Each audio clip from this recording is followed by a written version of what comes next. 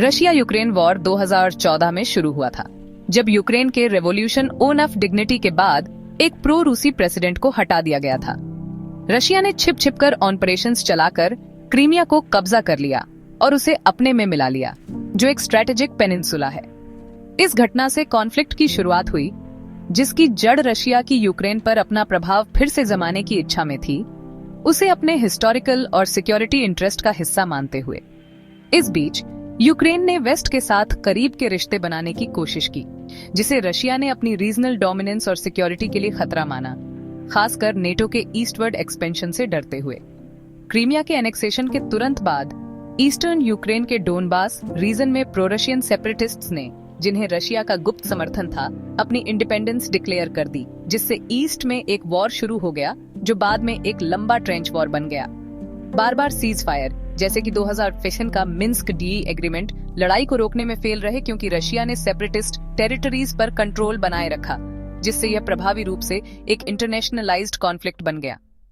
अब फरवरी 2022 में रशिया ने यूक्रेन पर फुल स्केल इन्वेजन करके कॉन्फ्लिक्ट को और बढ़ा दिया।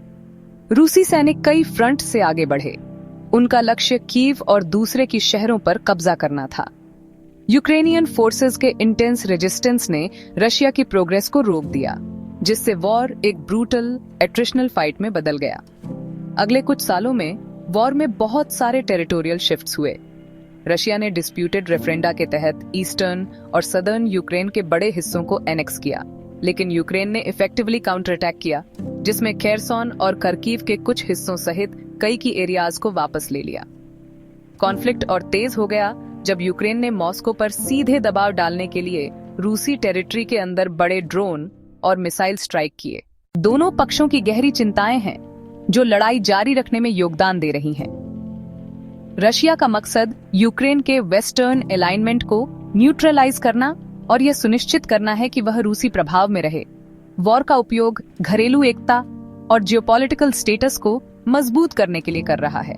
वहीं यूक्रेन अपनी सॉवरेनिटी की रक्षा के लिए लड़ रहा है। उसे डर है कि उसकी शर्तों के बिना कोई भी सीज फायर, सरेंडर और इंडिपेंडेंस खोने जैसा होगा। कई सीज फायर की कोशिशें फेल हो गईं, क्योंकि दोनों पक्षों को लड़ाई जारी रखने में मिलिट्री फायदा दिख रहा है और अविश्वास बहुत गहरा है। यूक्रेन पूरी रूसी वापसी और नेटो सिक्योरिटी गारंटी की मांग करता है, जबकि रशिया यूक्रेन की न्यूट्रलिटी और टेरिटोरियल कंसेशंस पर जोर देता है। यह इम्पास जियोपॉलिटिकल स्टेक्स और घरेलू कंसिडरेशंस के साथ मिलकर वॉर को बिना किसी स्पष्ट शांति के रास्ते के जारी रखता है।